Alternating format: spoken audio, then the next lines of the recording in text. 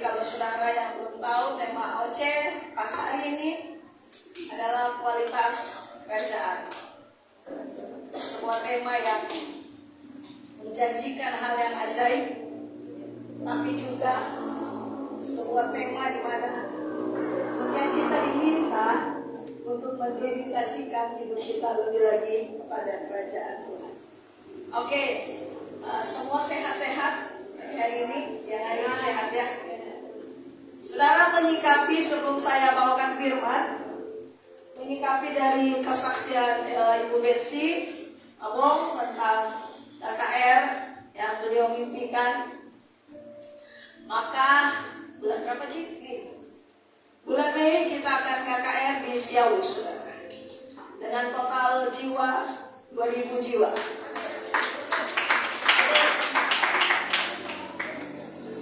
Ya, ini adalah program dari TCG Bitung. Tapi sebelum TCG Bitung KKR, TCG Manado sama Lamongan pemohon akan kolaborasi KKR di mana? Pemohon. Bulan apa itu toh? Bulan ini? Oke. Saudara, ini bukan program satu orang, tapi ini program keluarga besar AOC.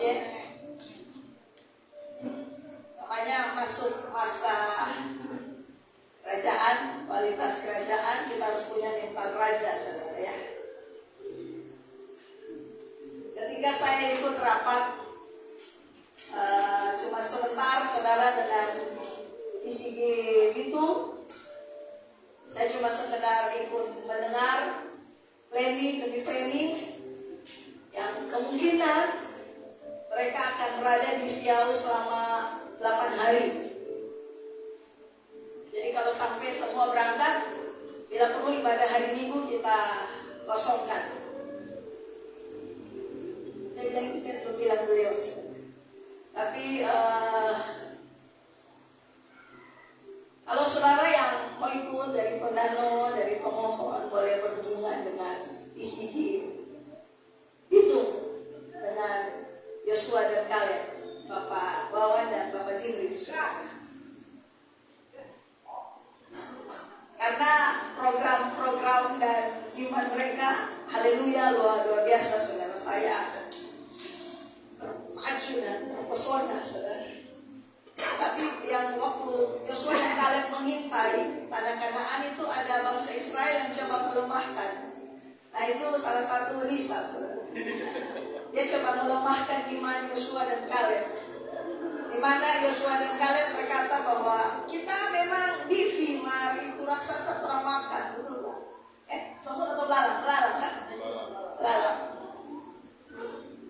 Kalau misalkan dia lihat orang ini belalang, orang raksasa, Yosua dan Kaleb, Bapak Wawan dan Bapak Jibril bilang itu raksasa yang akan orang telan. Saudara, dan kemungkinan dana yang membutuhkan hanya sedikit, saudara, 40 juta. Sedikit, cuma sedikit. Mana tuh saudara planning berapa dana yang dibutuhkan? Nanti saya minta ya, saya minta. Ini yang Siau, baru Siau, saudara, sekitar 40 juta. Itu sudah termasuk mereka di akhir acara untuk menjara dan menghiling-hilingkan diri, saudara. Oke, 40 juta itu katanya setelah lalu lebih, saudara. Kemungkinan sebenarnya kalau menurut catatan lengkap 27 juta saja ya, Bu Cika ya, 30 juta. Tapi 40 juta itu iman mereka, tidak ada yang mustahil. Tidak ada yang mustahil. Kemungkinan mungkin bulan depan sebelum pertengahan sudah tercukupi. Sudah ada 40 juta. Ini kecil, saudara. Saudara pandang enteng Tuhan. Setiga orang yang mimpi, saudara masih mau pandang enteng Tuhan. Sedangkan ratusan juta dia cukupi dalam berapa hari, 40 juta. Gimana ya, Lord? Amin ya. Amin. Dan tadi malam saya bicara dengan mama saya, saudara. Karena kebetulan mama saya itu orang Siau. Jadi kata mama, orang mau KKR di Siau. Jadi saya ini masih ada darah siau, saya sah kalau menginjak siau, tapi saya kasih doa ya, kasih doa bisa, kasih doa. Jadi kalau PCG Manado berharap pemimpin mau KKR hari terakhir, kita bilang banyak ada tamu jo. Kau minta Tuhan kasih geli-geli papi hati lah, supaya pergi. Doa orang benar tidak ada yang tidak mungkin. Kalau menjadi orang benar tidak ada yang tidak mungkin. 1 lawan 1000. Berdoalah saudara. Ya siapa tahu KKR hari terakhir itu Ibu Abigail Anissa kan tidak ada yang mustahil. Dia banyak menolak, so dia tolong dia paling banyak kasih jadwal. Bila perlu semua sekolah dia masuk. Dari SD, SMP, SMA, kalau ada SMA dari atas kasih dia masuk. Okay. Sebelum saya lanjut khotbah, saya minta ditampilkan peta siau dulu. Kita akan belajar dulu siau. Jadi khotbah hari ini tentang siau. Yang satu. Nah, kalau saudara lihat peta siau ini bentuk apa, saudara? Siapa bilang tangan itu embrio? Itu. Itu bukan tangan, saudara. Itu sperma. Sperma 2 bulan ya? Jadi waktu orang ini sebelum lahir begini tampilan dulu. Janin. Ini ya. Nah saudara, jadi yang mau ke siau harus menang di sini dulu, harus bisa pemetaan. Kita berapa hari ini kita belajar soal siau. Next peta yang tadi pertama. Maka kita akan pergi ke siau Barsel, barat selatan. Itu bagian ekor, bagian bawah. Ini. Jadi Alkitab bilang begini, suatu tugas harus disertai perencanaan yang tepat, punya perhitungan. Kalian akan berada di kecamatan Siau Barsel tadi, barat selatan, itu bagian ekor. Nah kalau kalian tahu dalam biologis, sperma itu kan bentuk kayak tadi, dari bagian ekor. Bagian ekor itu gunanya apa? Pertanyaan dulu. Yang jago biologi ini. Janin ya. Jadi bagian ekor ini kita tanya apa, saudara?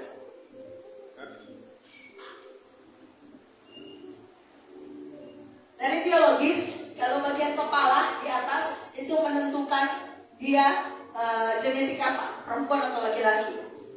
Bagian tengah itu menentukan energi kekuatan dia. Nah, bagian ekor apa? Percepatan, saudara. Jadi kalian di sana, kalian yang menentukan ini nih, siau ini bergerak cepat atau tidak itu di bagian bawah ini, bagian ekor ini, saudara. Kalau dia cepat, energi di tengah berkumpul, maka menentukan posisi siau ini. Kita berdoa sungguh tim yang akan pergi duluan, karena memang sebelum kalian masuk, kalian harus perangi dulu, doling dulu. Jadi harus ada tim yang dulu doling, saudara. Kalian yang dapat untuk doling secepatnya, menaruh patok-patok hidup dulu, menaruh patok-patok supaya kita pergi tinggal mengeksekusi ya. Nah itu menentukan ini.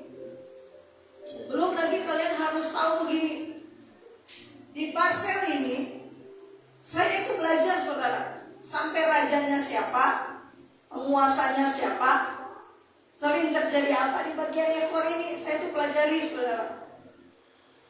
Karena saya tahu satu yang Tuhan lagi bawa saya untuk mengenali perang dan taktik perang, saudara. Jadi bagian saya pemetaan, nanti saya kasih semua ke Cika atau Wawan, dan kalian yang PCG yang sudah terbentuk tim, tugas kalian adalah mengeksekusi satu persatu. Karena di situ ada salah satu tempat penyembahan berhala yang kuat.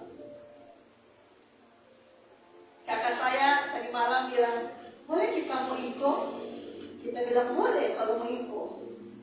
belum pernah disiau Novai, boleh. Tapi kemudian dia bilang biar Jo, karena kalau KKR begitu biasa ada serangan balik. Dan Anda mau masuk surga nggak ini padaku sekali. Dia bilang iya, kalau KKR begitu kita paham banyak sekali serangan. Dia bilang jangan buka celah, orang kesana mau bawa berita kebenaran, mau bawa kerajaan Tuhan yang pasti di cover oleh raja di atas segala raja. Amin. 40 juta, saudara. Dari sekarang kita berdoa, Tuhan cukupi dengan aja, biar siapa tahu saudara yang tiba-tiba dapat berkat 40 juta tiba-tiba itu berkat untuk KKR.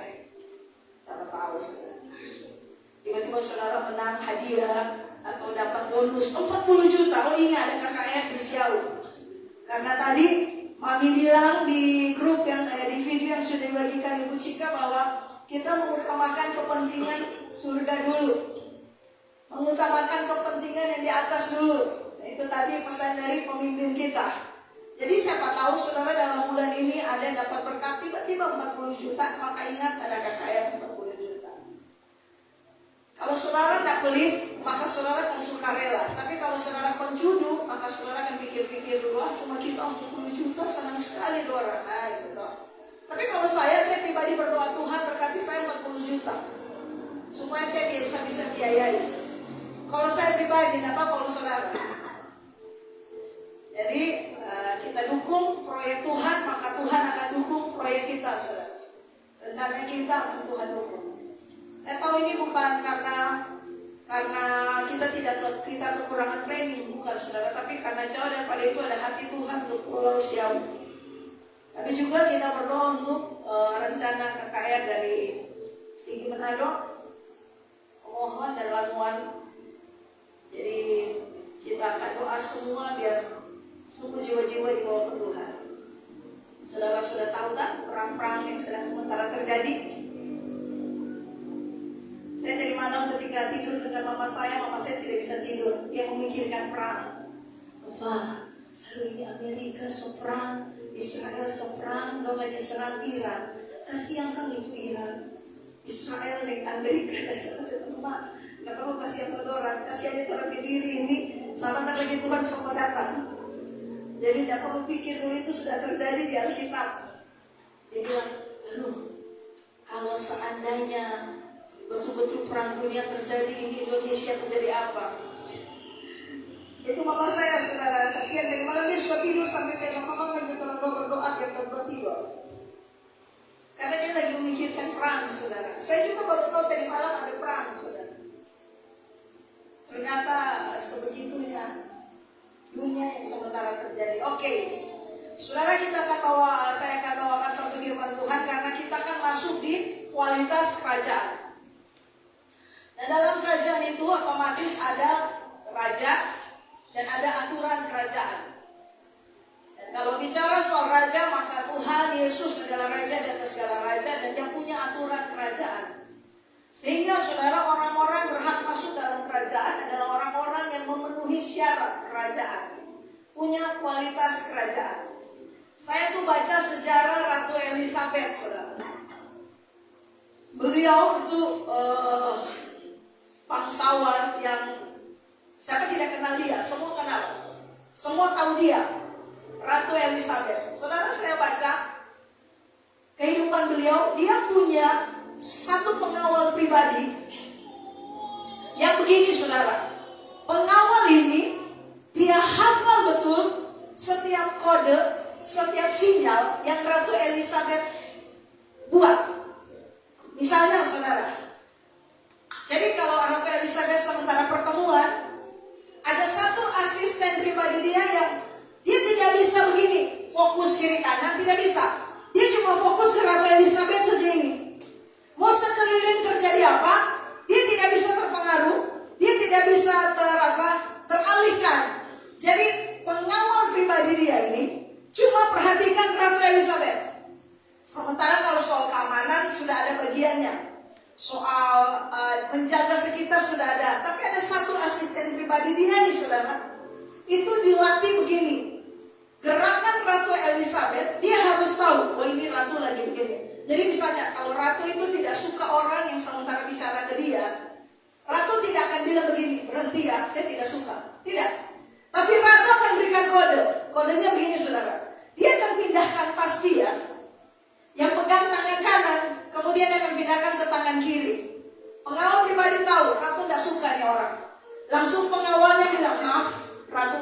bicara, atau ratu perlu istirahat. Ratu tidak bicara, tapi orang ini dilatih khusus mengerti setiap kode, setiap aturan yang ratu berikan. Kalau ratu sementara bicara dengan orang dan ratu ini suka sama lawan bicaranya, terus kalau ratu bikin begini, tanda begini, yang memegang anting-anting kiri, maka orang itu harus dengan segera kasih kode ke yang lain, siapkan hadiah buat orang ini. Kalau anting-anting kiri, saya lupa, tapi waktu itu kalau anting kiri bicara perhiasan. Tapi kalau dia kasih kode di perhiasan, dia pegang lain, itu bicara uang. Dan orang ini harus mengerti tepat. Makanya dibilang begini, dilatih itu orang itu berkali-kali sampai cara ratu makan. Kalau ratu suka makanan itu, maka dia harus perhatikan cara ratu begini, memotong makanan itu bagaimana, itu sampai sedetail itu dia perhatikan. Kalau sampai dia gagal, langsung dipecat sama ratu.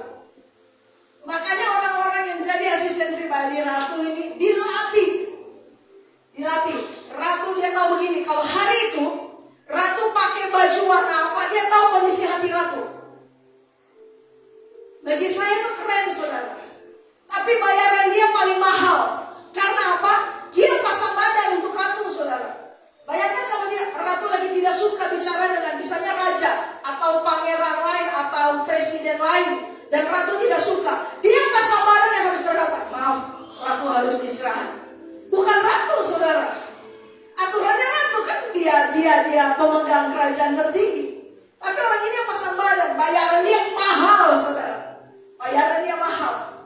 Dia tinggal di kerajaan karena sewaktu-waktu ratu memerlukan dia.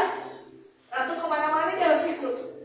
Makanya itu diganti berkali-kali, saudara, asisten pribadi dia, karena harus fokus. Cara ratu senyum dia tahu. Cara ratu mengganti tas dia tahu. Ini kodenya apa, harus mengerti. Itu yang namanya tatanan aturan kerajaan. Nah, kita mulai ini masuk di kualitas kerajaan. Makanya kita harus begini dulu, sepakat bahwa saya dan saudara ini, kita anak-anak raja. Yang setuju katakan amin. Kita harus sepemahaman dulu, saudara. Karena kalau saya bicara kualitas kerajaan, saya anak raja dan saudara tidak yakin, maka firman yang lewat hanya sekedar informasi buat saudara. Tapi kalau saudara sepakat, ya aku anak raja dan aku hidupi firman yang sebentar saudara dengar, maka begini, mental raja, kualitas kerajaan itu saudara dan saya punya. Jadi saudara harus mengerti dulu begini, saudara dan saya kita anak raja. Bilang kiri kanan dulu, kalau anak raja. Saya anak raja. Sekian bulan lalu saya sudah khotbah soal apa itu kerajaan, apa itu aturan demi aturan. Tapi siang ini saudara, saya cuma mau khotbah sesuatu yang simpel dulu soal saudara dan saya. Bermula dari ketika saya lihat peta kerajaan ini, peta siau, maka saudara saya lihat ini sebuah janin, sebuah embrio, sebuah ini ajaib, ini keren, bagi saya ini keren. Karena sedemikian tiap peta, tiap kota, tiap pulau itu dengan bentuk yang begini, ada maksud Tuhan di situ. Tuhan rancang sedemikian. Termasuk siang hari ini, saudara, saya akan khotbah soal siapa saudara dan saya. Ini menjadi dasar, menjadi patokan bahwa kita ini anak raja. Jadi saudara, kita masuk di bulan di mana begini, saudara harus tahu bahwa saudara dan saya, kita ini mahakaryanya raja. Bilang sama-sama, saya mahakaryanya raja. Oke, buka Efesus 2 ayat 10. Efesus 2 ayat 10.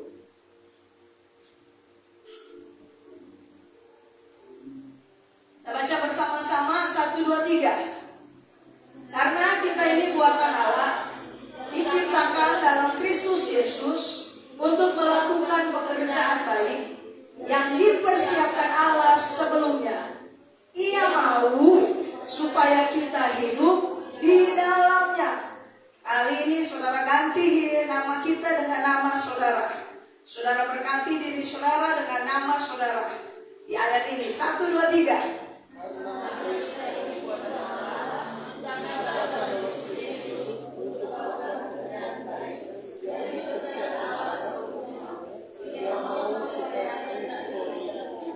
Ternyata saudara, saya dan saudara sudah Tuhan persiapkan suatu pekerjaan baik. Makanya dia bentuk saudara dan saya supaya begini, kita hidup di dalam pekerjaan baik itu. Hati Tuhan yang paling dalam adalah begini, merindukan saudara dan saya ini menjadi berkat. Makanya kalau saudara baca Kejadian, baca Perjanjian Baru, Tuhan sebelum dia memulai segala sesuatu, dia berkati dulu. Pada saat penciptaan, saudara dia berkati dulu. Dan kemudian kalau saudara tahu, pada saat dia terangkat ke surga, dia berkati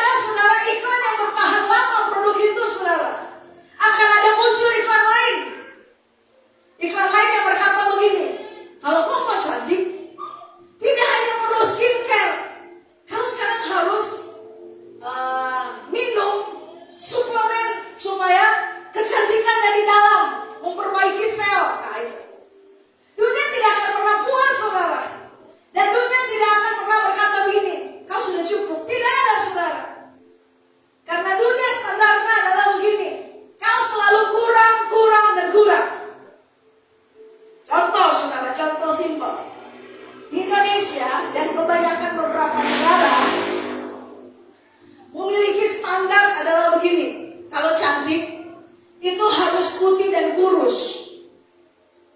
Jadi kalau ada yang gemuk seperti saya, maka tidak dikategorikan cantik. Karena apa? Gendut. Itu yang standar Indonesia, standar beberapa negara. Tapi kalau saudara cari di internet, ada satu negara namanya kalau tidak salah saudara Marturia, pokoknya begitu-gitu. Standar kecantikan mereka adalah begini saudara, semakin gendut, semakin mahal, semakin cantik. Jadi kalau saya ke sana, ternyata saya juga belum cantik, karena gendut saya belum terlalu gendut saudara.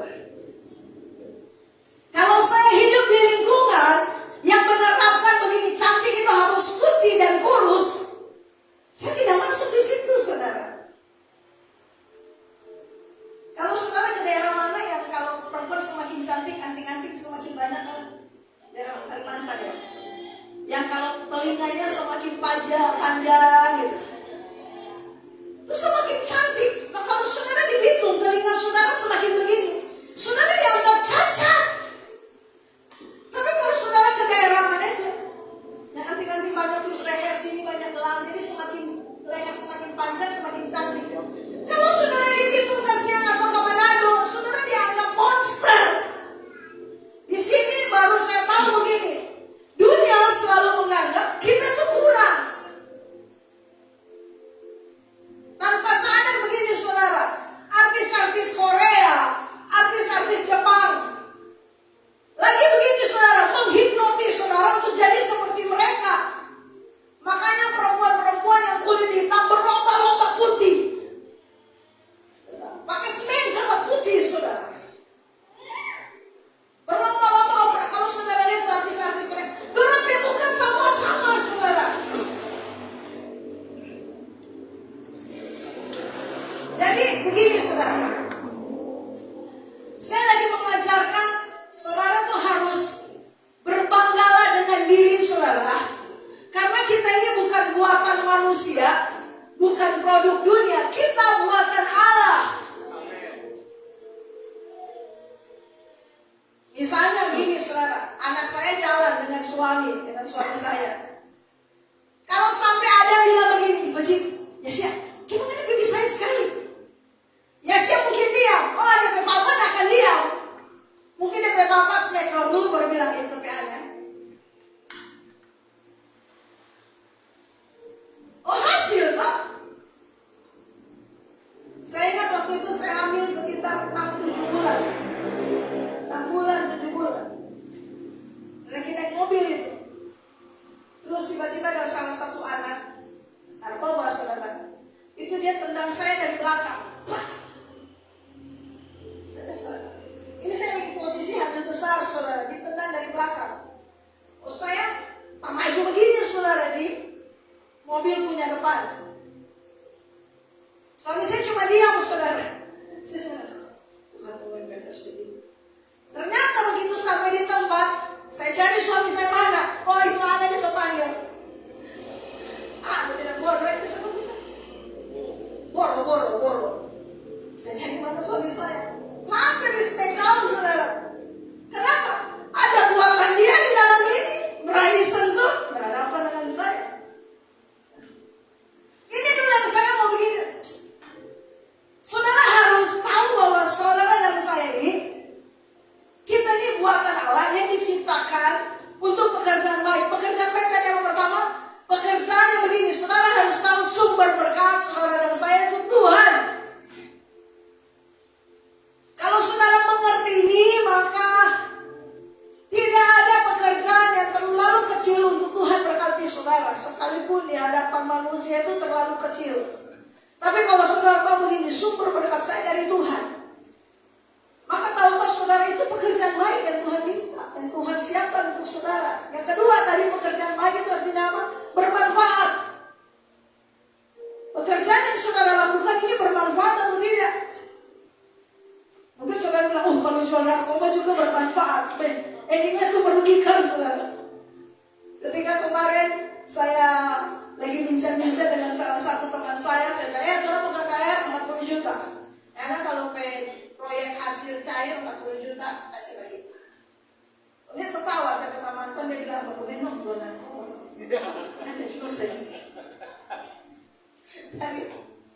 Karena itu bermanfaat, saya lakukan. Ini bermanfaat. Orang bisa fly, happy. Kurang ajar itu. Pemikiran dunia, saudara. Tapi yang kemudian pekerjaan baik tadi itu apa, saudara? Selain kita percaya bahwa itu bersumber dari Allah, yang kemudian bermanfaat, pekerjaan baik itu artinya begini juga, mencerminkan karakter Allah. Pekerjaan yang orang saya lakukan mencerminkan karakter Allah atau tidak? Jadi saudara tahu ya, Yesus untuk melakukan pekerjaan baik yang dipersiapkan Allah sebelumnya bagi kita. Jadi Tuhan sudah persiapkan pekerjaan baik. Pekerjaan baik itu apa satu? Apa saudara? Harus tahu sumber berkat kita dari Allah. Yang kedua apa? Bermanfaat. Yang ketiga apa? Mencerminkan karakter Allah. Maka kita akan belajar karakter Allah itu apa-apa. Secara singkat, saudara, karakter Allah itu ada 6. Ada 7, tapi saudara 7 itu bicara soal Allah sendiri. Ada 6. 1. Karakter Allah itu bicara tentang agape. Jadi Tuhan persiapkan kepada saya melakukan pekerjaan baik. Pekerjaan baik itu apa? Pekerjaan yang dimana saudara harus tahu bahwa sumber berkat kita dari Allah. Pekerjaan dimana saudara harus tahu bahwa pekerjaan kita bermanfaat. Yang ketiga, pekerjaan yang mencerminkan karakter Allah. Maka kalau saudara bekerja dan saudara tidak mencerminkan karakter Allah, saya takut begini saudara.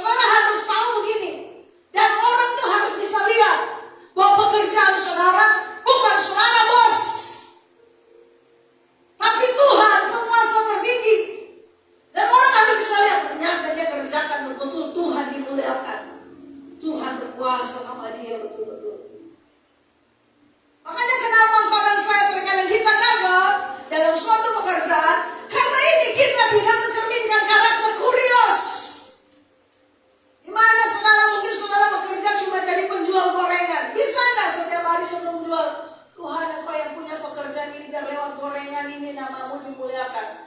Orang makan, orang sehat, orang makan, orang senang, orang makan saudara bisa bercerita, Tuhan itu baik. Terima kasih sudah belanja. Orang bisa tahu, oh ini memang usaha anak Tuhan. Bagaimana saudara-saudara baru dipercayakan sedikit, saudara-saudara rasa saudara punya. Saudara selanjutnya, karakter Allah Bapa Theos, ilahi.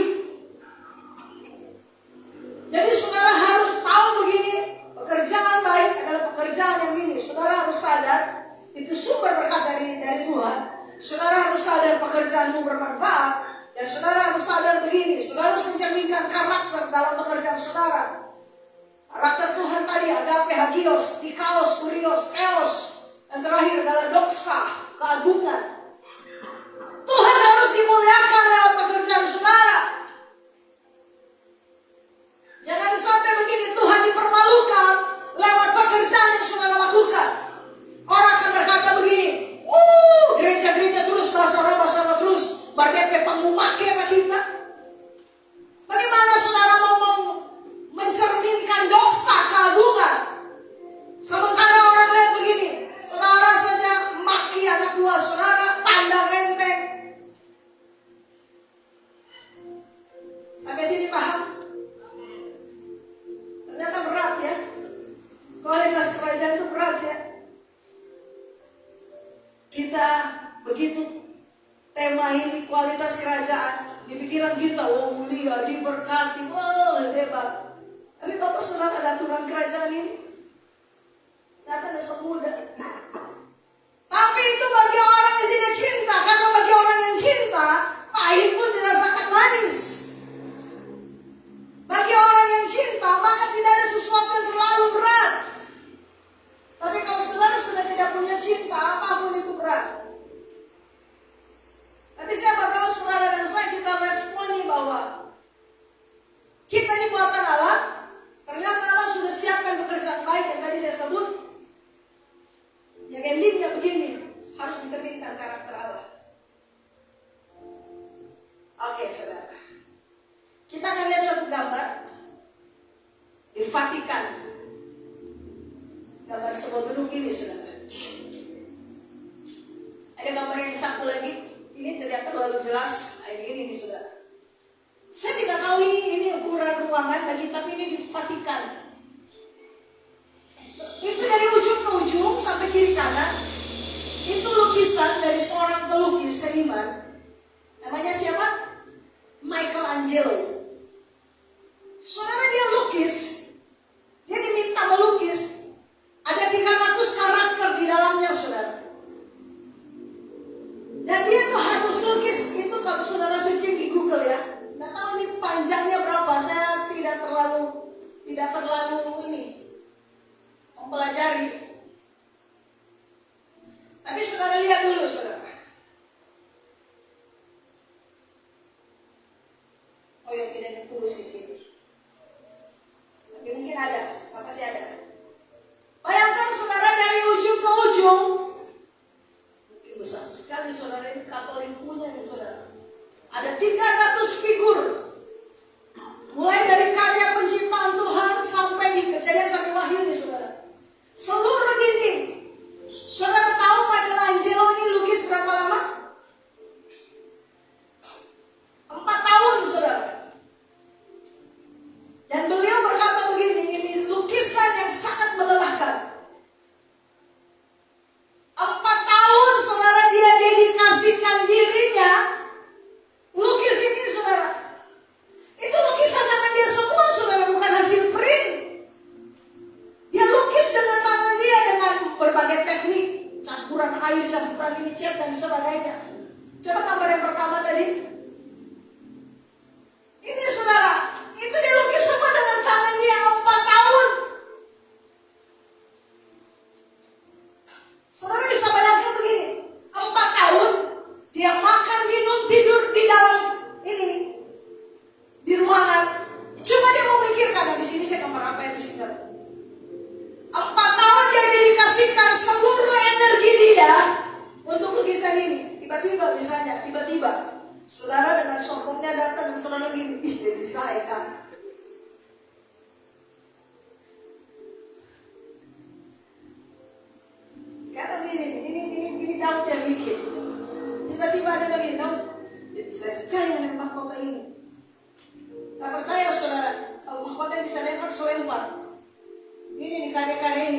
bisa sekali. Saya bikin ini, mana begini.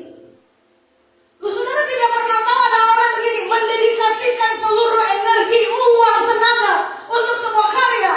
Yang begini bukan untuk dikagumi semua orang, tapi itu jadi semua begini kepuasan. 4 tahun saudara, kalau saya kasih tugas begini, tolongin jago-jago lukis ini seluruh tembok kiri kanan. Gambar 300 figur ini dari cerita mulai Kejadian sampai Wahyu. Dengan warna, namanya seniman. Michelangelo itu bukan seniman biasa saudara. Dia menghasilkan mahakarya yang sangat luar biasa. Salah satu mahakarya dia sampai hari ini ada ini saudara. Dijaga betul-betul oleh Vatikan saudara. Kenapa lukisan tangan 4 tahun saudara? Saudara berani bilang begini, bisa sekali. Sedangkan saudara gambar kucing saja tidak bisa. Coba jangan saudara begini. Di sini ada gambar konten begini. Kakak, dia bisa. Dia muka harus begini. Padahal saya pun kalau gambar kucing kayak dia tidak bisa saudara. Tapi kita ini kan sok menilai. Kalah-kalah Google. Kayaknya kita tahu semua. 4 tahun. 4 tahun Michelangelo. Lukisan Mona Lisa. Sini. Siapa pelukisnya? Leonardo da Vinci. Tadi bangunan yang sebesar itu 4 tahun. Saudara tahu ini berapa tahun? Berapa bulan, berapa hari? Cuma saudara yang jago-jago ini memperkirakan itu. Oh Tuhan berkata, setelah saya dapat. Tebak dulu berapa? 1 tahun.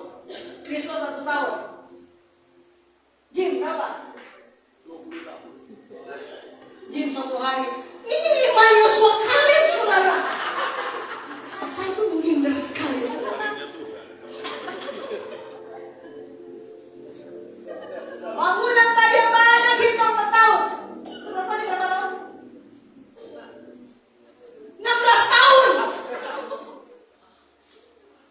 Maksudnya apa 16 tahun cuma gambar ini? Saudara tahu? Ini gambar ini misteri sekali saudara. Di mana? Di mata dan di senyumnya dia. Karena begini, kalau saudara mau lihat dari sisi manapun, dia punya mata rupa itu apa saudara? Saudara Google tuh gambar Mona Lisa. Saudara mulai dari kiri, dia punya mata kayak begini. Saudara mulai dari kanan, dia punya mata kayak begini. Ini manusia, ini bukan karena ilusi. Ini permintaan dari dia sendiri. Ada bangsawan bernama siapa tuh pokoknya. Ada bangsawan nama itu saudara. Dan dia minta untuk Leonardo da Vinci melukis permintaan suaminya sebenarnya. Saudara 16 tahun pun ini menurut sejarah ternyata tidak selesai sampai Da Vinci mati. Saudara tahu ini lukisan ini dijual harga berapa? 1 miliar US dollar. Hitung coba, 16-17 triliun.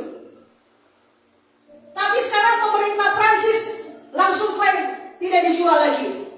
Ini jadi lukisan yang Prancis pegang sampai sekarang sudah tidak diperjualbelikan saudara. Ya kita ada duit banyak begitu kita tidak mau beli.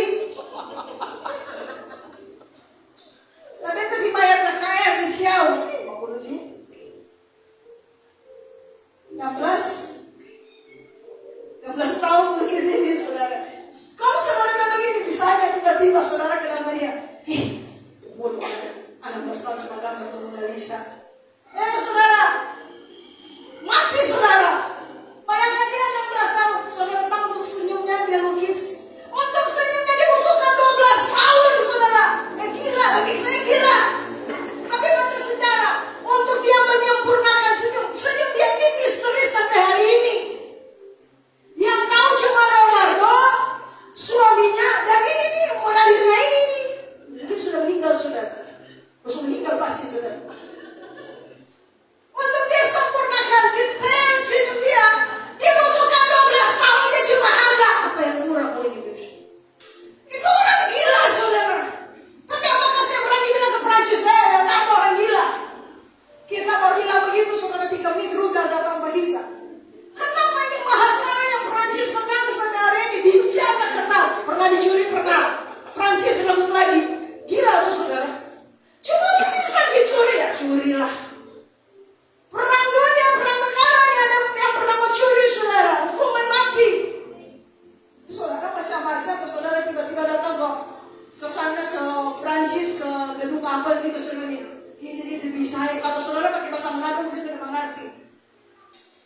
saya 16 tahun anak kasih habis semua barang ini. Keluar dari gedung, saudara tinggal nama, saudara. Kalau tinggal nama, tinggal abu, saudara.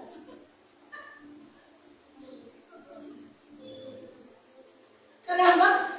Jadi mahakarya. Lanjut. Saudara dan saya kita mahakarya dulu. Mazmur 139. Supaya saudara begini. Tidak ada yang boleh hina saudara.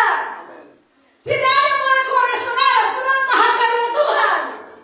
Termasuk begini, kita tidak boleh menyepelekan orang lain. Begini, ada tangan Tuhan atas orang itu. Saudara berani hina. Mazmur 139, 13 sampai 18. Kita akan baca bahwa saudara tahu, saya dan saudara mahakarya Tuhan. Mulai 1, 2, 3.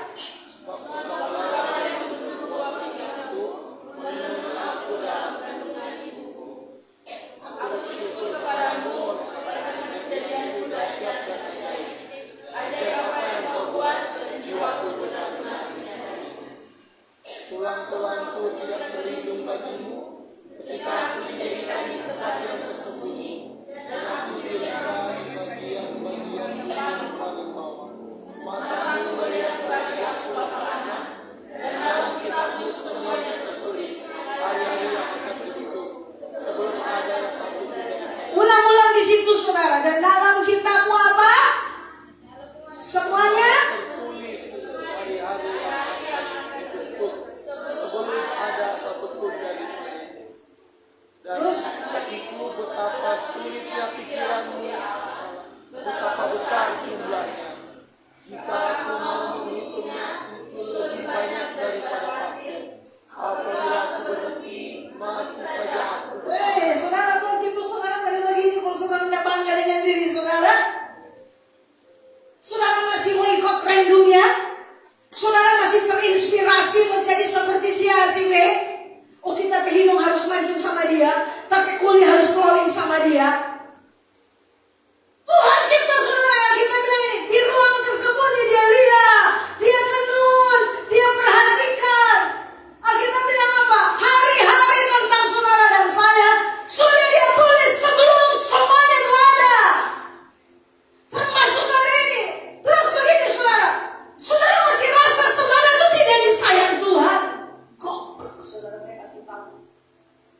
Sedemikian Tuhan cipta saudara sampai masuk di dalam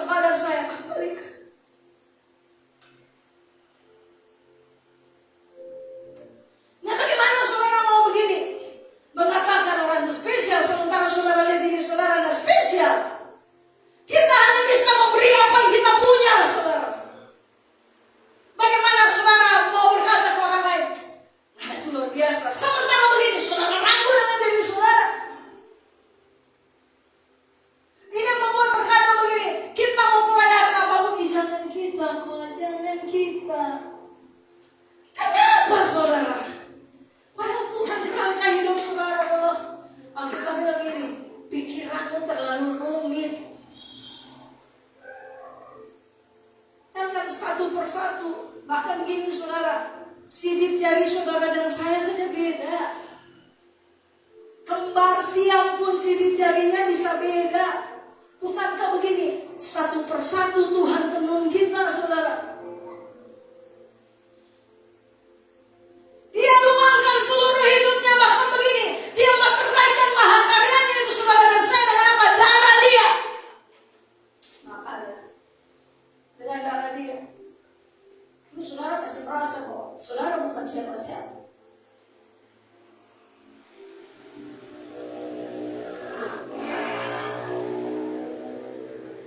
Identitas kita, saudara, dalam bahasa Yunani artinya poima. Poima ini apa? Karya seni, puisi, atau mahakarya yang dikerjakan detail oleh Sang Pencipta. Jadi kalau saudara, identitas saudara saya kasih tahu, poima bahasa Yunani dikerjakan secara detail. Namanya detail, saudara. Itu diperhitungkan hal-hal yang paling kecil, yang terkadang orang lain tidak perhitungkan, tapi saudara, Sang Pencipta dengan detail.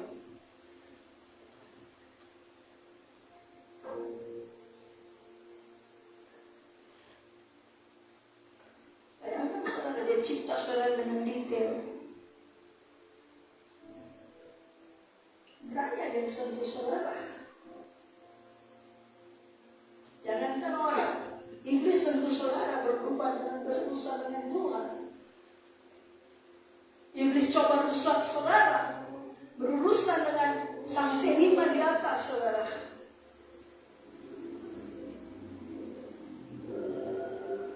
Ayat terakhir. Ini ayat yang mengubahkan saya pada saat saya jatuh, saudara. 2 tahun saya deklarasikan ayat ini, saudara. Bukan gampang. Kalau saudara bisa lihat sekarang saya berubah.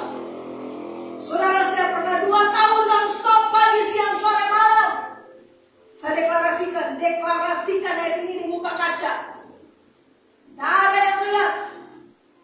Terkadang saya deklarasikan itu disertai air mata. Karena saya tidak pernah percaya, saudara, kalau Tuhan masih bisa pakai saya. Karena saya tidak percaya kalau hidup saya bisa Tuhan ubahkan. Secara begini, saya mahakarya Tuhan. Karena kebodohan dan pilihan saya hancurkan lukisan Tuhan dalam hidup saya. Tidak ada yang membimbing saya untuk saya jatuh dalam dosa, saudara. Tidak ada yang dampingi saya, tidak ada yang doakan saya. Saya tahu dengan diri saya sendiri, saya paksa dengan diri saya sendiri. 2 tahun saya deklarasikan ini, saudara, bukan dengan iman, dengan air mata, saudara. Tidak terhitung 2 tahun itu, 1 hari berapa kali saya terus deklarasikan. Ayat apa? Yesaya 43 ayat 4. Yesaya 43 ayat 4. Mari kita baca bersama-sama. Dan kita ganti dengan nama kita, saudara. 1, 2, 3. Oleh karena Kristus berharga di mataku, aku mengasihi Kristus, maka aku memberikan manusia sebagai ganti Kristus dan bangsa-bangsa sebagai ganti. Ayat ini yang mengubahkan saya, ayat ini yang mengembalikan jati diri saya, saudara. Ketika jati diri saya pulih, saudara, saya itu jadi orang yang nyaman dengan diri saya. Orang mau bilang apa, orang mau apapun tentang saya, orang mau nilai saya bagaimana, ayat ini mengubah saya, saudara. Dikatakan oleh karena engkau berharga di mataku, dan mulai kalau saudara baca ayat 1 sampai ayat 3, itu tidak ada indikasi, tidak ada sebab akibat, saudara. Sampai Tuhan bilang oleh karena engkau berharga, tidak ada, saudara. Tapi tiba-tiba ayat ini muncul. Oleh karena engkau berharga di mataku dan mulia, dan aku ini mengasihi engkau, maka aku memberikan manusia sebagai gantimu dan bangsa-bangsa sebagai gantimu. 2 tahun, saudara, saya deklarasikan itu. depan kaca dan saya bilang, Nova, kau berharga, kau mulia. Nova, Tuhan mengasihi engkau. Nova, dengar satu kali di hadapan bangsa-bangsa Tuhan akan berbicara. Di hadapan bangsa-bangsa Tuhan akan ganti semua rasa. Tiap hari saya deklarasikan, saudara, dan hari ini saya lihat terbukti apa yang saya deklarasikan.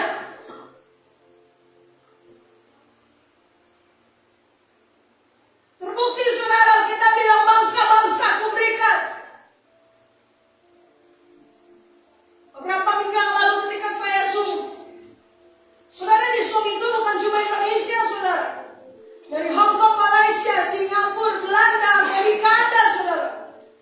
Dan di situ dikasih kesempatan saya mendoakan satu persatu mereka, saudara. 80 Zoom saya doakan satu persatu dari jam 7 malam sampai jam 12. Dan orang mungkin berkata, kenapa kau mesti doakan? Karena di situ melatih kepekaan saya, saudara, melatih ketajaman saya. Saya sudah lama tidak berdoa dengan mereka, saudara, karena berkali-kali saya bilang, saya tidak akan doakan lagi ya. Tapi khusus beberapa minggu yang lalu, saudara, Tuhan bilang doakanlah. Dan Tuhan tersemangatku sekali. 80 orang satu persatu. Dan itu tidak pakai waktu, kadang ada yang cepat, ada yang lama. Dan beberapa bangsa-bangsa, saudara, itu saya doakan. Begitu saya lihat firman ini, ternyata Tuhan itu setia. Ketika saya mulai dengan, saya tahu saya dikasihi, saya berharga. Tuhan berikan bangsa-bangsa. Hari ini Tuhan memberikan bangsa-bangsa kepada saudara. Tapi dimulai begini, saudara harus tahu dulu, saudara itu mulia, berharga, Tuhan kasihi. Maka dia akan berikan bangsa-bangsa. Saudara, kata berharga dalam bahasa Yunani artinya endimos. Endimos itu apa? Dihormati, bernilai tinggi. Ternyata Tuhan ciptakan saudara dengan begini, saudara punya nilai tinggi. Saudara, kata mulia dalam bahasa Yunani artinya kalos. Kalos ini artinya begini, indah, unggul. Berarti tidak ada di antara kita yang bodoh, saudara. Tuhan bilang kau berharga, ternyata begini. Ada talenta, ada karunia, ada sesuatu yang unggul di dalam diri saudara dan saya. Nah ini, saudara, jangan sepelekan siapapun di sekeliling kita. Kenapa gini? Dia berharga. Dia punya nilai yang tinggi. Dia diberi keunggulan.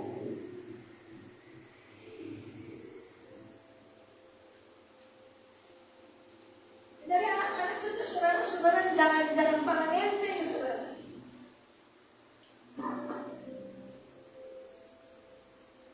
Ketika saya ingat itu ulang tahun Yael, saudara. Dan saya itu sudah lapar sekali. Maka saya ajak Destiny ke GGS, betapa pemamian dia makan. Senang dia. Oh iya, memang dia. Ketika mau ajak, ada El dengan Yoel. Kita bilang, ajak coba orang dua, uyung. Kita bilang pada orang tiga begini, ajak coba Yael, kasihan dia ulang tahun. 3 anak-anak ini berkata, ini orang makan, urus dia.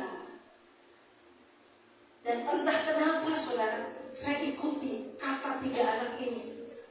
Padahal hari itu ulang tahun Yael. Saya ingat hari itu dia cari saya. Dan saya ingat hari itu Ani, suara Ani bilang apa? Mami ada di luar. Padahal kita dapat sambung melarikan diri dari Yael. Nah ketika kita berempat ini menyembunyikan dari si kecil itu di books itu, saudara, maka disitulah terjadi konferensi di mana saya tanya begini, orang mau makan apa? Karena tadi Mami ajak guys makan KFC. Gitu. Ada El sama Yoel. Tiba-tiba saya lupa. Salah satu menceletuk bilang begini, Nih, kita udah terjadi. Pilihan mau makan KFC atau McD. Saya tanya ke guys mau apa?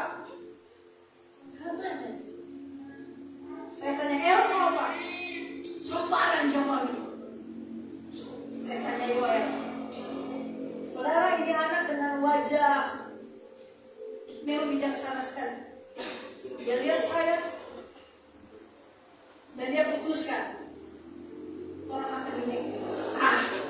Dari situ saya tahu ini cikal bakal pengambil keputusan. Ini di pemimpin ini. Yang lain mungkin sungkan sama saya terus lagi pemahami mau di dia atau KFC. Mungkin bagi orang yang penting sama kekayaan, toh. Tapi mungkin bagi dia ada sesuatu yang berkesan hingga dia. Dia lihat kita bertiga dan dia bilang, Endijo. Dan saya tidak bisa sepelekan, saudara, dari kecil saya sudah bisa lihat. Oh, ini satu hati yang berbesar. Ini satu punya hati yang bisa mengambil keputusan. Oh, ini satu punya hati yang gini. Dia punya ide-ide. Karena buktinya selain McD, selain KFC, dia tahu ada McD. Belum lagi ada Hisana gitu. Ada Maji, segala macam. Oh, iya. Di tengah jalan maka hati saya dihantui oleh suara dede. Mami mana? Terpaksa saya telepon Jim. Bawa dia. Ketika saya bilang bawa dia, anak 3 liatin saya. Saya bilang, tenang, nanti DP papa yang mengurus dia makan. Itu orang ampang makan. Kenapa?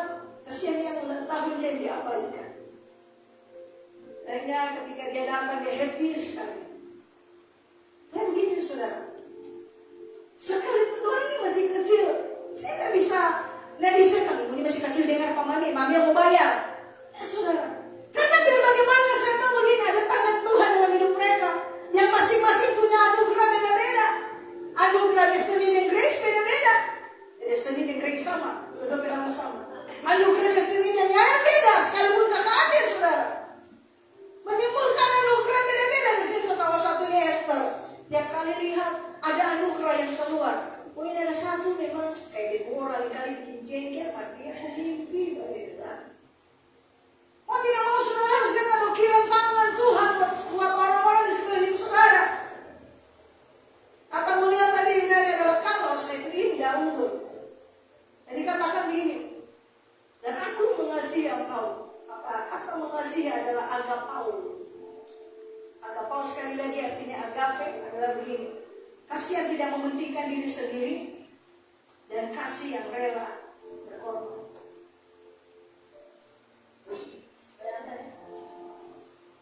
Dari Tuhan bilang saja kata mengasihi itu sudah begini. Kasih yang tidak mementingkan diri sendiri, kasih yang berkorban. Artinya begini. Kalau dia mengasihi saudara, Tuhan itu bahkan tidak mementingkan diri dia. Dia berkorban mati-matian demi menciptakan begini, mahakarya yang mulia, yang berharga. Yaitu apa? Saudara dan saya. Hari ini lukisan Michelangelo 4 tahun dikagumi seluruh dunia. Lukisan Leonardo da Vinci 16 tahun menjadi salah satu lukisan yang dijaga ketat oleh Prancis dan diakui oleh seluruh dunia. Saya mau bilang, lukisan Tuhan adalah saudara dan saya. Bagaimana setiap kali orang lihat saudara, orang akan lihat fresh. Ada sentuhan tangan Tuhan yang saya. Amin, saudara. Sekian firman Tuhan, kita mari sekali lagi bilang ke kiri kanan, kau mahakarya Tuhan.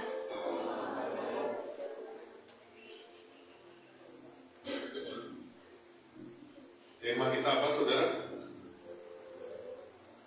Hidup dalam Kualitas kerajaan. kualitas kerajaan. Ya. Mari kita buka sebentar di dalam Lukas 22.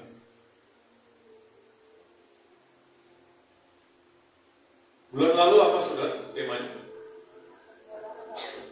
Hah? Tak tergoyah. Apa yang membuat kita nyata tidak tergoyah? Tekanan dalam hidup kita. Amin. Kalau kita nggak ada tantangan, apa yang membuktikan kita ini tahan uji? Amin. Kalau saudara bisa menghasilkan gol 1000 gol, tapi nggak ada lawan, apakah itu kemuliaan? Enggak. Anda dan saya seperti orang gila, teriak-teriak sendiri, gol. Gak ada orang yang suara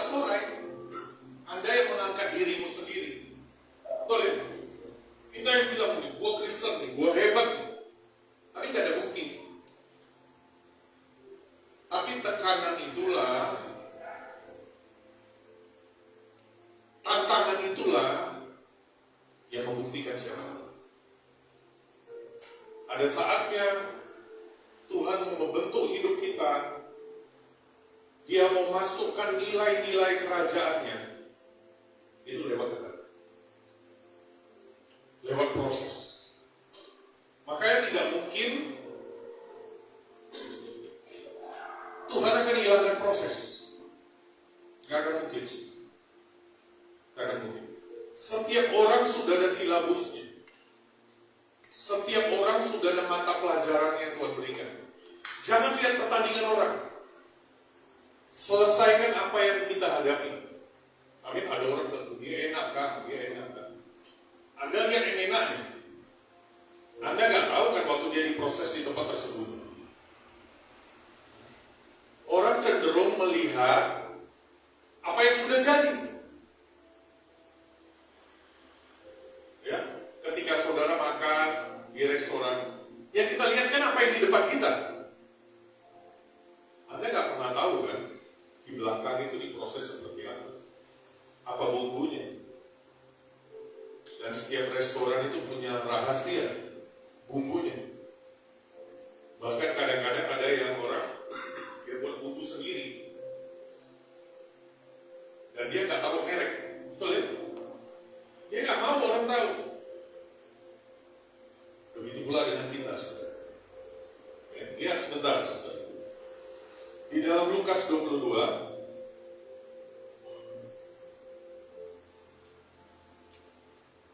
Lukas 22 ayat 53. Lukas 22 ayat 53 dibilang apa? Padahal mulai dari ayat 52 ya. Maka Yesus berkata kepada imam-imam kepala dan kepala-kepala pengawal bait Allah serta tua-tua yang datang untuk menangkap dia, katanya, sangkamu aku ini penyamun, maka kamu datang lengkap dengan pedang dan bentung. Padahal tiap-tiap hari aku ada di tengah-tengah kamu di dalam bait Allah, dan kamu tidak menangkap aku. Tetapi perhatikan, inilah saat kamu, dan inilah kuasa kegelapan itu. Dalam bahasa Inggris, dalam terjemahan lain dia berkata, this is the time and the hour when the darkness reigns. Ada saatnya dalam hidup kita, kegelapan itu diizinkan menyentuh hidup kita.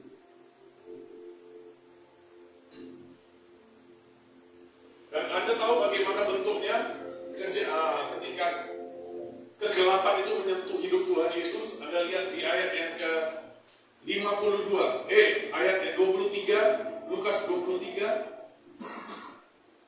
ayat 23, Lukas 23 ayat 23, dikatakan apa?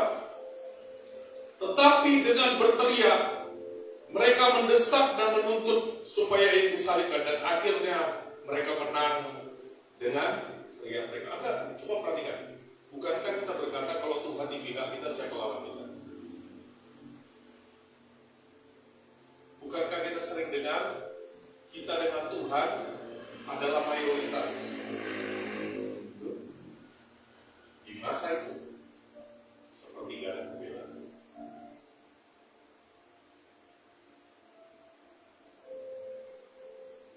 Seperti Tuhan dia.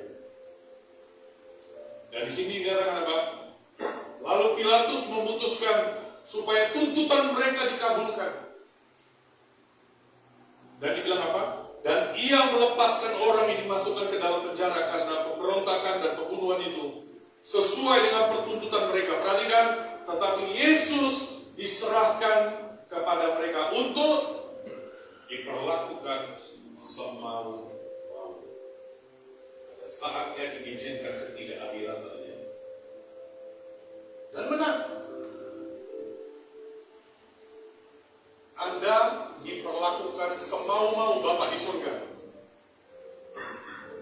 Ketika Musa kali kedua dia datang, dia bertemu dengan Tuhan di semak belukar yang berapi itu, Tuhan berkata, I am that I am.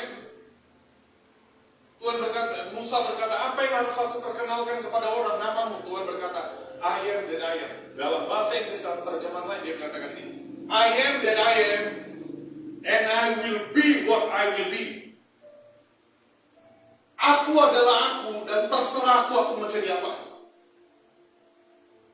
Ada saatnya Tuhan berkata, saatnya. Aku terserahku, aku mau jadi apa. Terserahku, aku mau lakukan kau seperti apa. Ada lagu saya pernah tahu waktu dulu. Suka-suka Tuhan. Anda tahu itu lagu yang paling gawat. Anda berani nyanyi itu.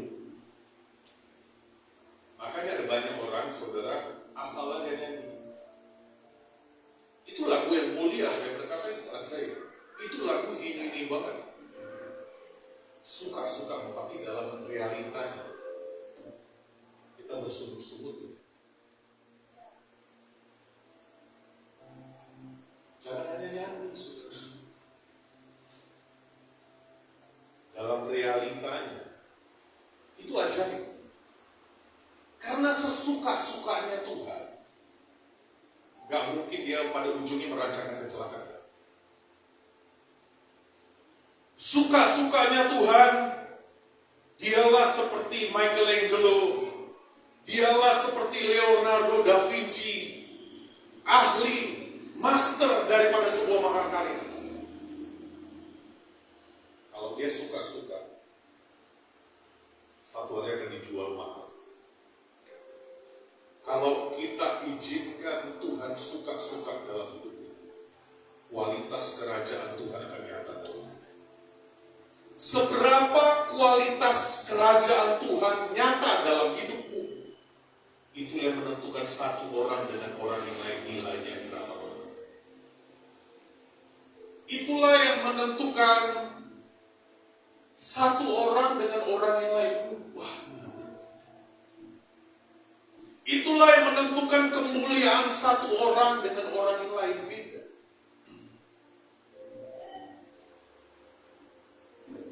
Karena ada mahakarya Tuhan yang diizinkan bentuk hidup ini. Itu membuat ada kualitas Tuhan masuk di dalam hidup. Dan kualitas Tuhan tercipta dalam hidup. Itulah yang membuat ada orang Kristen yang berkualitas, ada nilai, ada bobot, dan ada yang tidak sama sekali. Banyak di antara kita berkata, wah, lakukan firman. Anda tahu nggak? Setiap kali firman akan jadi daging, perlu ada penderitaan.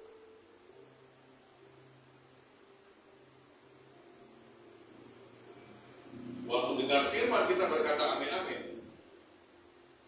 Waktu firman, saudara sebenarnya dengarkan mereka. Sebenarnya dalam hidupku setiap hari,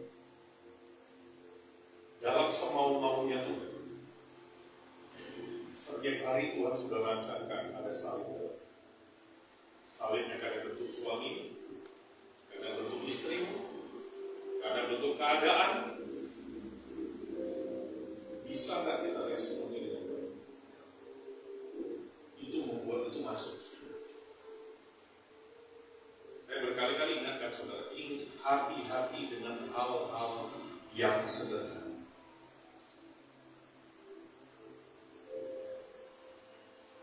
Saya percaya kalau saudara bergaul dengan Tuhan, Anda akan ada uangnya terhadap hal-hal yang sederhana.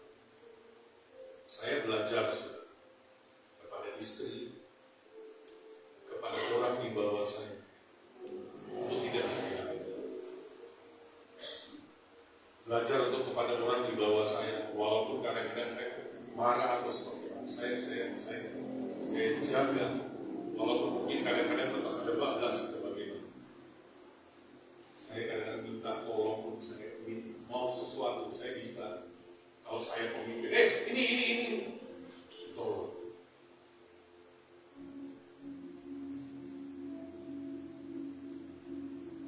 Bisa nggak? Boleh tidak? Lagi sibuk nggak? Ya, selalu.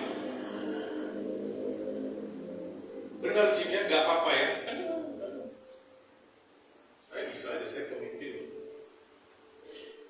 Bahkan kalau Anda dewasa, ada kesalahan yang saya buat, kau gak telan mentah-mentah, kau bisa saring itu, kau bisa jadi orang yang lebih baik dari saya. dengarkan baik-baik. Patokan Anda yang sungguhnya bukan manusia tapi Tuhan. Makanya Paulus berkata begini, ikut aku sebagaimana aku mengikuti Tuhan. Jadi Anda harus bisa makan yang mana yang daripada Tuhan, yang mana bukan. Jangan Anda telan mentah-mentah. Itulah sebuah kedewasaan. Tuhan izinkan ada kecacatan, ada kegagalan dalam pemimpinmu apa saja. Itu semua untuk menjadikan kau dewasa. Kalau Anda anak-anak, Anda akan telan mentah. Tuhan bilang apa? Contohlah iman mereka yang dibilang oleh Paulus. Contoh imannya. Karya Tuhan, apa yang terbentuk dalam hidupnya, apa yang Tuhan kerjakan, itu yang kau ikuti. Amin. Yang bukan, Anda sudah tahu. Anda mau tahu orang dewasa apa? Anda lihat kayak anak-anak. Anak-anak, Anda ingat waktu dulu kalau kita mau makan ikan, orang tua kita kupaskan. Sekarang Anda mau nggak dikupaskan sama orang tua? Istimewa. Oh, tante Nela kupas. Istimewa. Anda tahu belum? Dikasih makan anaknya bagaimana dia telan, harus tinggal dimuntahkan. Anaknya tinggal masukin mulut, dia tinggal keluarin lagi. Anaknya tinggal buka aja. Orang tuanya muntahkan lagi. Karena dicerna. Anda mau? Saya muntahkan. Anda tampung di bawah. Tapi habis ini tidak mau makan Anda ikan. Ya.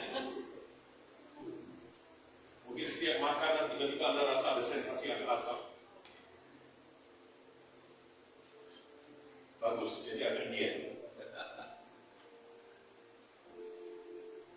Kalau kita berkata kepada orang yang belum dewasa, susu yang diberikan. Anda tahu susu apa? Orang tuanya makan, dicerna, jadi susu tinggal ditetekkan. Dia nggak perlu cerna lagi. Susu. Tapi orang dewasa dia bisa makanan-makanan keras. Anda tahu kan makanan keras itu tekanan. Tekanan untuk kau berkata tidak, tekanan untuk kau berkata iya, tekanan untuk kau berkata aku mau ikut Tuhan. Tekanan. Amin. Itu yang memunculkan kualitas. Nah, itu yang Tuhan buat. Saudara, Tuhan sebenarnya nggak perlu lewati proses nggak apa-apa.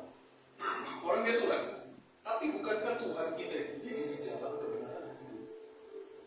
Kalau dia nggak ngalamin proses, dia nggak jadi contoh. Kita bisa berkata dia enak, dia Tuhan. Tetap kemanusiaan yang diproses. Amin. Siapa yang hari-hari ini Anda merasa ada orang-orang yang semena-mena dengan tidak adil, tidak diperlakukan. Saudara, tidak ada yang kebetulan terjadi. Tidak ada yang kebetulan. Semua itu membuat apa yang kau terima itu bukan ngambang di atas, tapi jadi daging. Amin. Nah, saudara, kita lihat lagi di dalam ini dia berkata begini, dengarkan baik-baik. Dia berkata begini, inilah saat dan waktumu ketika kegelapan itu terjadi.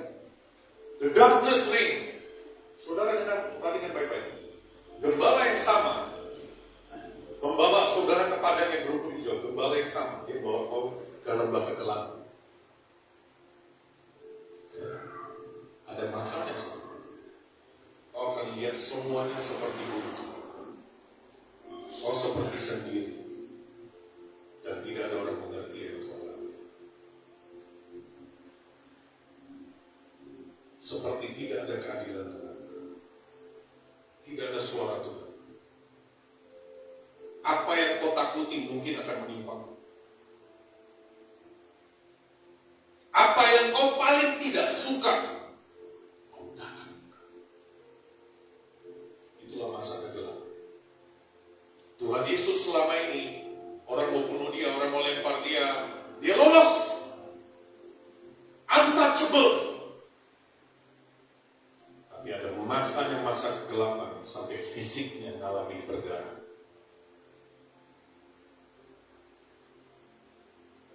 Tuhan yang selama ini, makanya saudara tahu lu Yudas itu, apakah dia benar-benar mau jual Tuhan? Enggak. Apakah benar-benar dia mau uang? Bukan itu. Dia udah terluka. Dia jual Tuhan. Dengan harapan satu hari uangnya dapat. Tuhan kan berkali-kali lolos. Tuhan kan pengasih. Hari itu dia lakukan. Ternyata Tuhan gak lolos. Nah, saudara lihat di dalam Mazmur 22.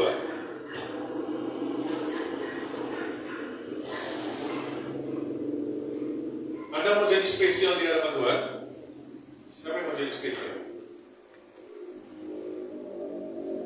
Karena Tuhan, saya sudah berkali-kali katakan, Tuhan itu datang dia jemput seperti pencuri.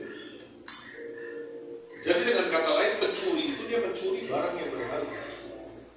Jadi ada orang-orang dalam pandangan Tuhan lebih spesial dibanding orang. Siapa bilang Tuhan nilai semua orang sama? Tuhan mengasihi semua orang sama, tapi dia menilai setiap orang. Kalau memang semua orang akan diangkat, semua orang nilai sama, semua orang akan diangkat. Tapi kita tahu kan kebenaran bahwa nggak semua orang akan diangkat. Jadi dengan kata lain, ada orang-orang yang Tuhan lebih berhitung dibanding yang lain. Tuhan punya orang favorit.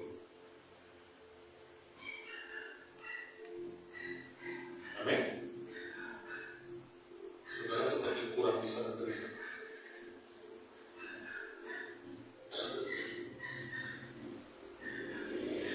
Di antara ribuan muridnya dia punya ratusan. Di antara ratusan dia punya 12. Di antara 12 dia punya 3. Di antara 3 dia punya 1.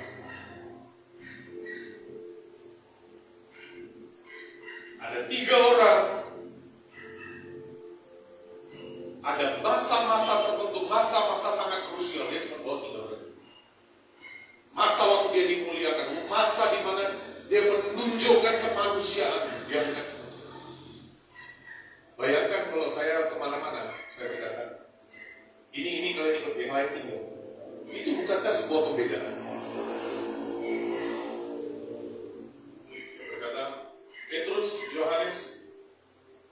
Yohanes, Yakobus ikut aku, yang lain tinggal.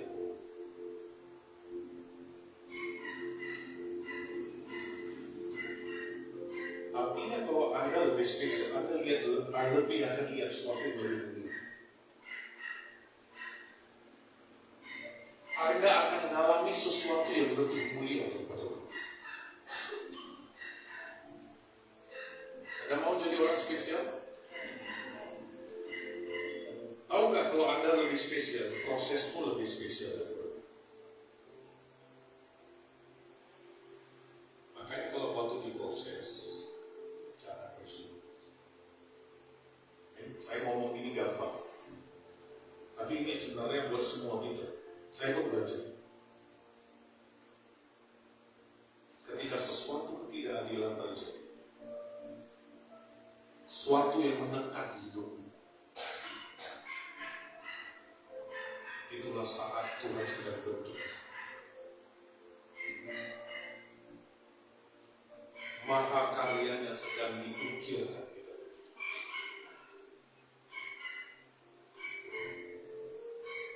Anda garis bawahi karya. Karya itu kan gitu aja langsung jadi. Enggak. Karya itu ada nilai artistiknya, ada sentuhan, ada konsentrasi, ada upaya, ada daya dibuat di sana, ada waktu yang dicurahkan.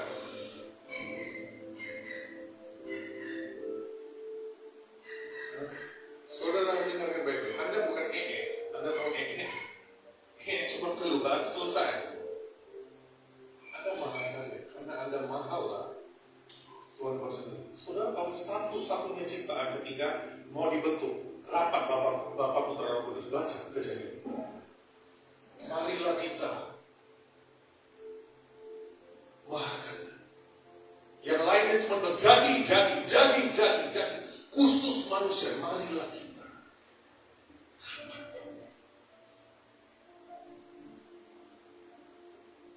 Nggak ada satu hal pun yang membuat Tuhan ragu kecuali manusia. Nggak ada. Kata marilah kita dalam semua ciptaan khusus untuk manusia. Bahkan ketika dia buat mungkin dia ciptakan Lucifer pun nggak ada marilah kita.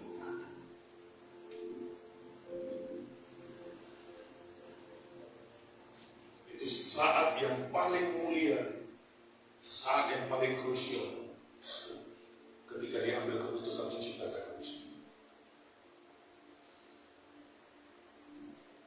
Keputusan kekal diambil hari itu.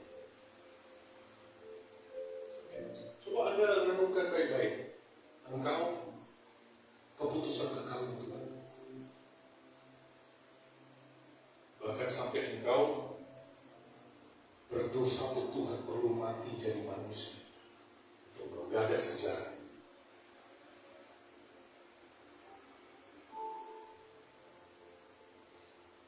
Untuk buktikan kasihnya, untuk buktikan kemahakarya-Nya, kekasih surga satu-satunya anak itu. Yesus Raja yang berbeda, bukan hanya berjanji,